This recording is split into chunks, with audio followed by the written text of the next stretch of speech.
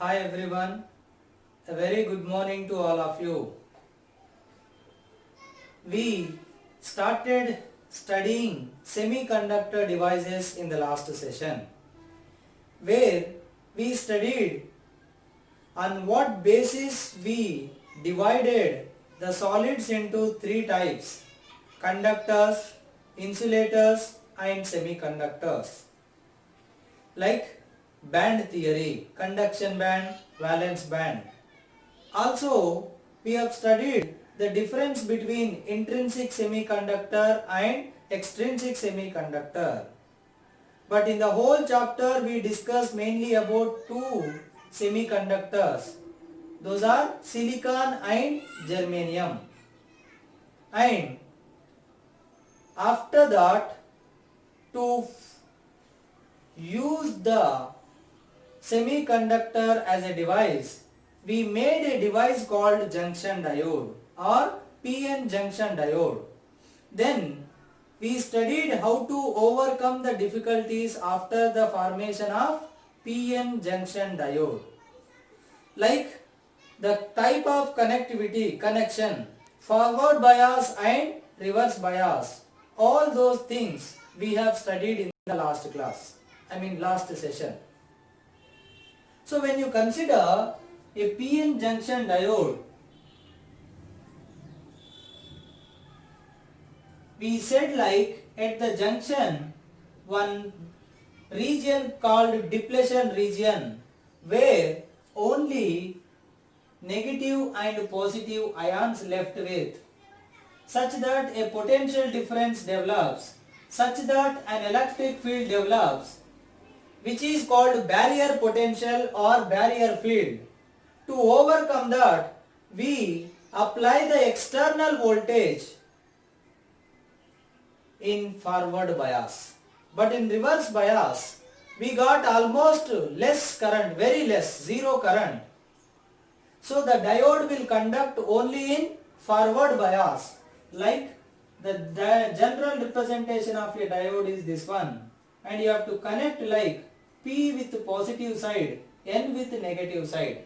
This is forward bias, in which the diode will conduct, current will pass through the diode, and the dynamic resistance of the diode we have taken as delta V by delta I.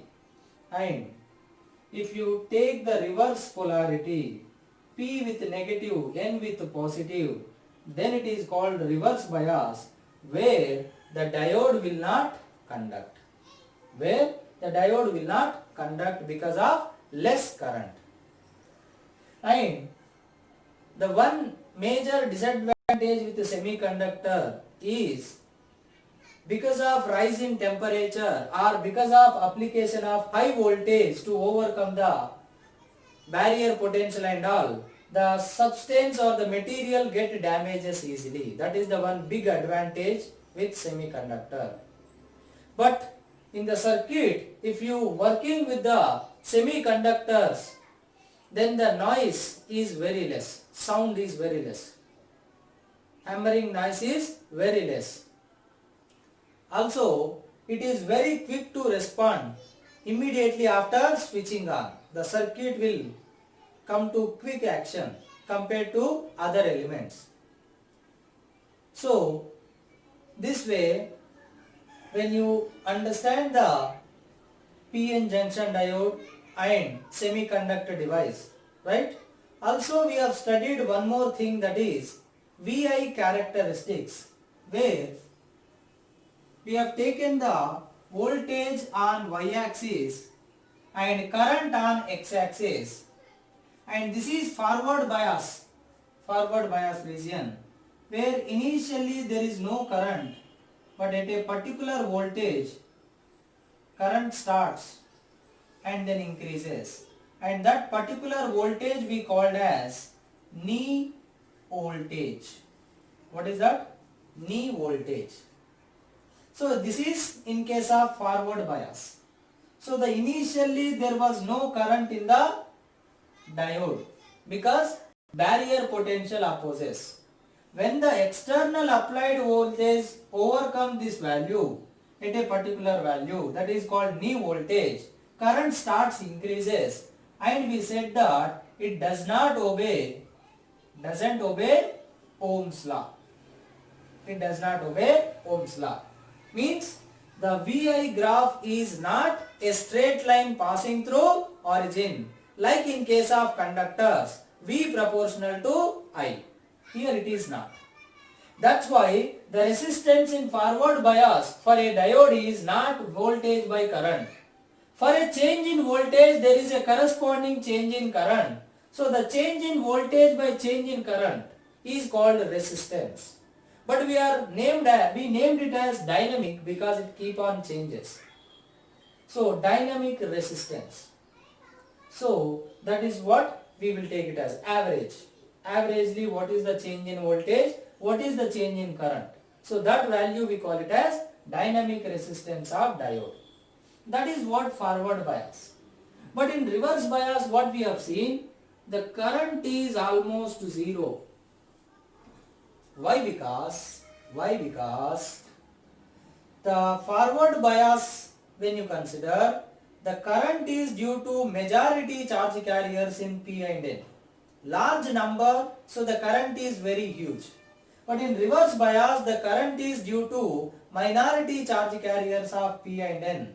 So the current is very less, almost negligible, zero current. That's why diode will not conduct. Diode will not take participation in the circuit when you connect it in reverse mode. But what happens is, when you keep on increases the voltage, reverse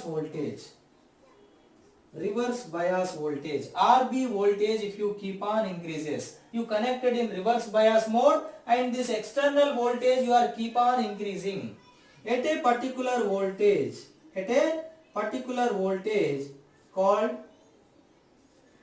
Zener voltage or breakdown voltage. What we call it as Zener voltage or breakdown voltage. What happens is, here like this you take. So this is P side, this is N side, and this is like depletion region. And you applied some external voltage, that too in reverse mode, reverse bias, right? Now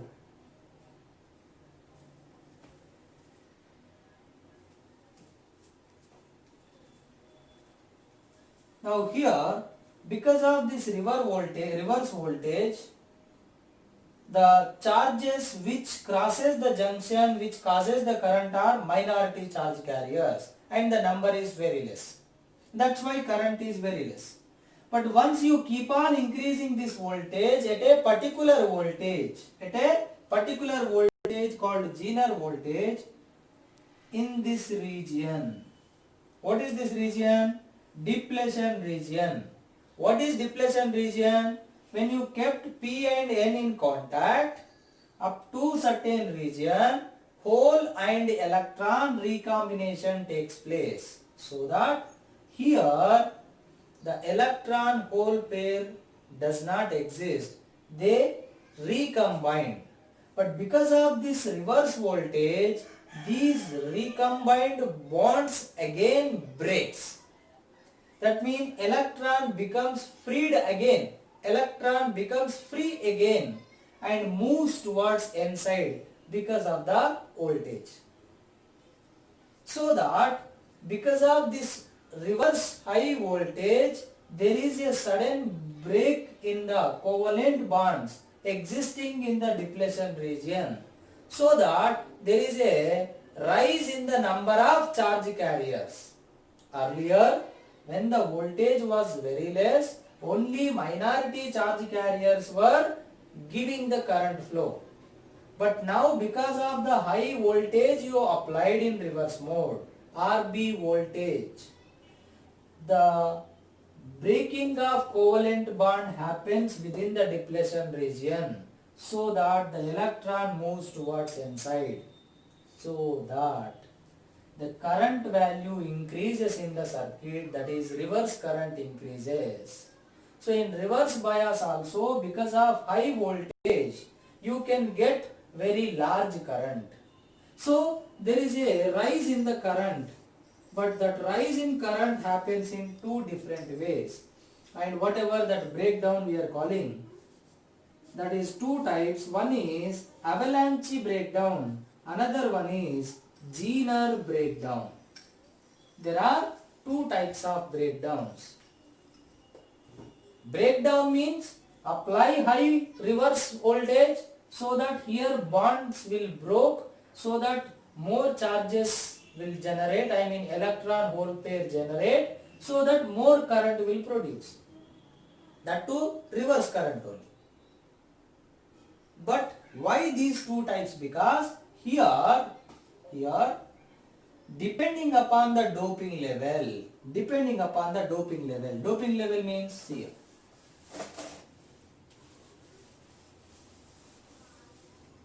We discussed in the last session, if the doping is very less, then the depletion region is very high, because the charge carriers are very far away. So it takes larger width of depletion region to get the sufficient barrier voltage. But if the doping level is heavy, within the small region only more number of ions will be there. So you will get the required barrier voltage. So that is the difference between low doping, high doping. So doping level is very low, then the depletion region width is high. And in this case, whatever breakdown happens, that is called avalanche breakdown. And when the doping level is very high, when there are more number of recombinations happen, when you apply the reverse voltage very high, more bonds will broken, and there is a sudden rise in the number of charge carriers, so that there is a sudden gradual increasing in the reverse current. That is called Zener breakdown. Or simply you remember, if the doping level is low, avalanche breakdown. Otherwise Zener breakdown. So that is what the two different type of breakdown. That is what I said, we will continue these characteristics in the coming class also. Right? We studied bit last class, and today we are continuing with the same thing. Right?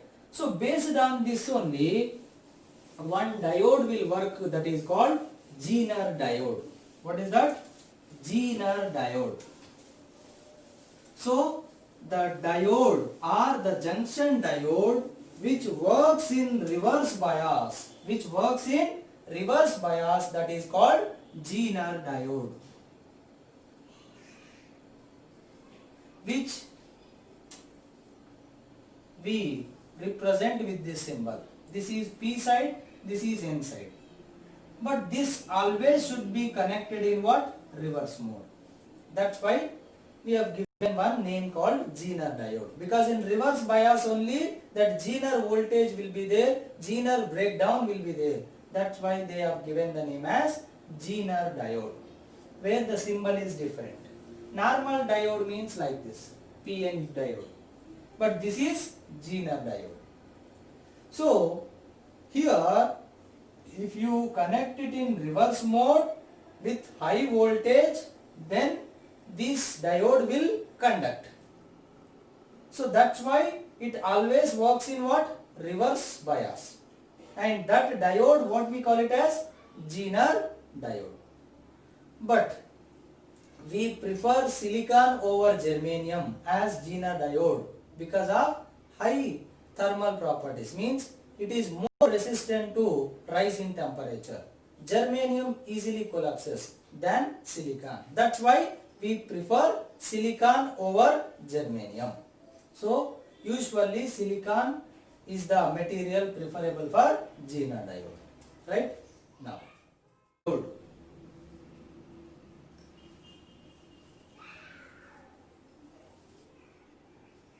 Connect it in this manner.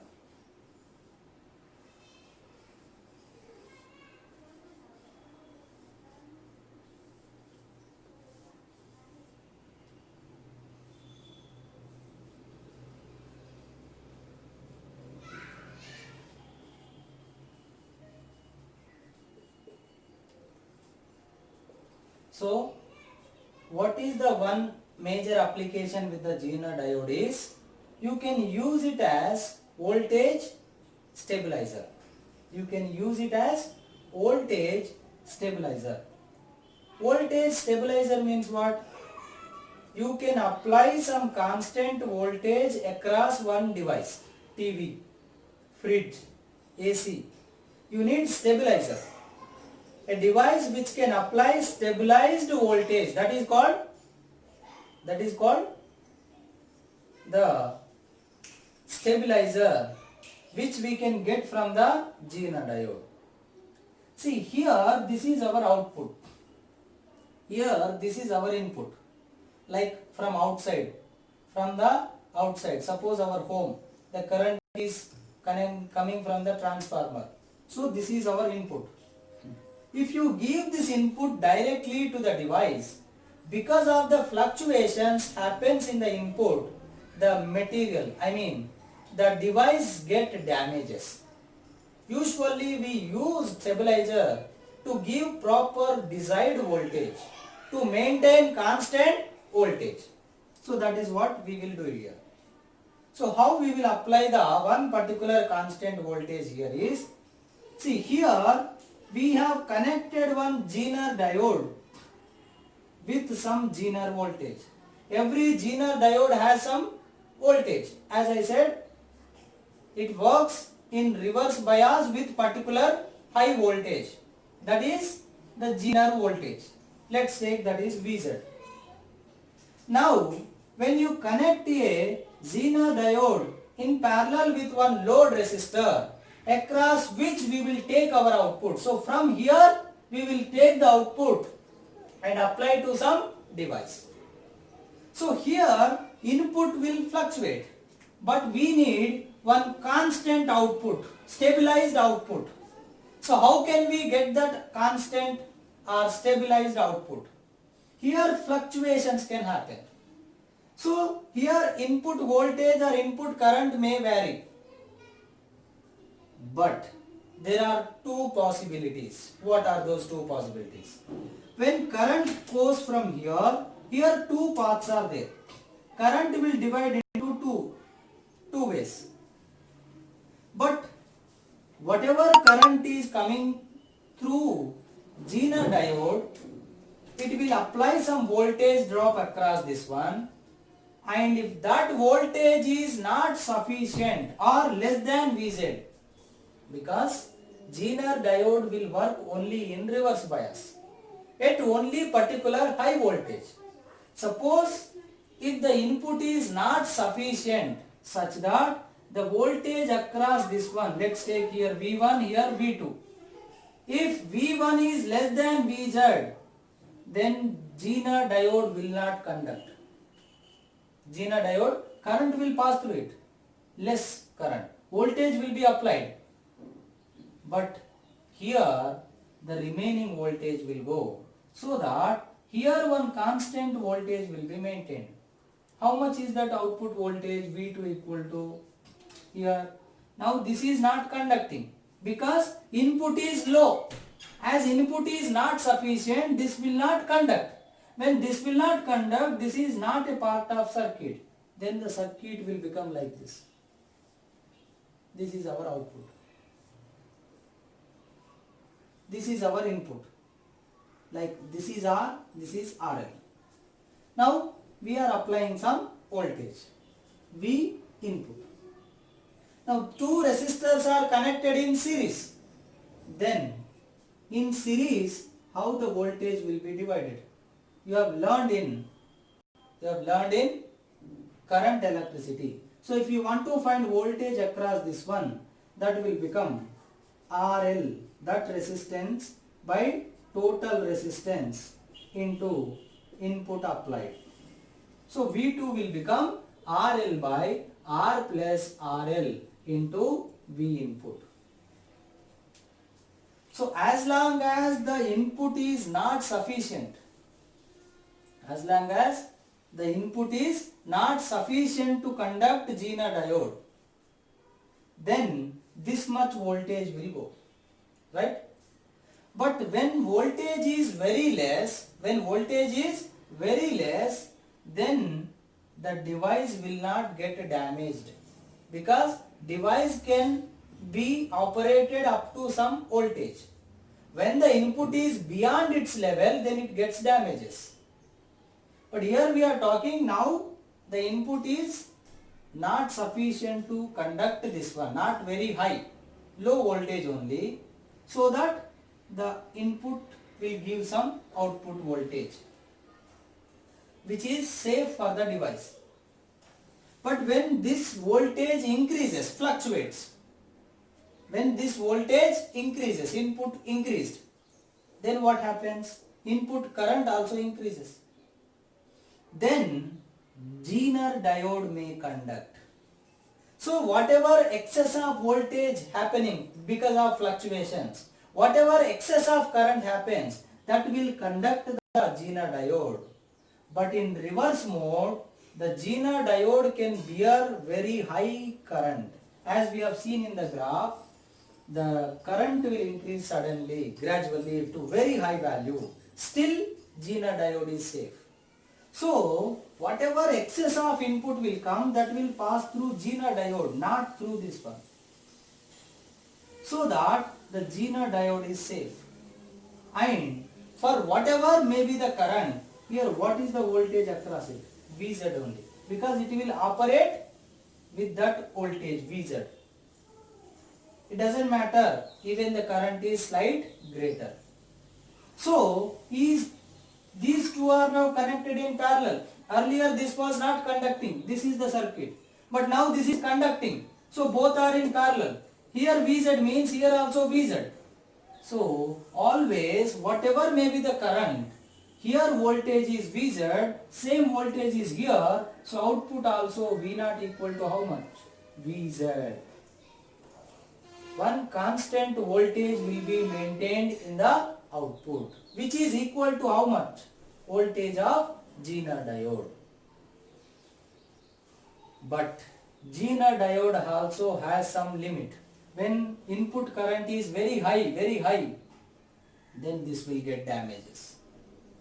But the device is safe, because when this gets damages, then circuit breaks, so that the device will be safer. So it works as the voltage stabilizer, which whatever may be the fluctuating input, all excess current it allows to pass through it and maintains one constant voltage across it, so that here some constant voltage will be given as output. That's why from fluctuating input we can get constant output voltage. That is the main work of Zener diode, main application of Zener diode. So other than Zener diode, some other optoelectronic devices will be there, photodiode, LED, those things we will discuss later. But in the coming class, like this, not Zener diode only, normal diode based questions also will be there, like circuit based questions, in which includes diodes. So those questions we will discuss in the coming class, right? So our coming class is completely related to problems based on circuits, which includes diodes, also resistors, right? Thank you so much.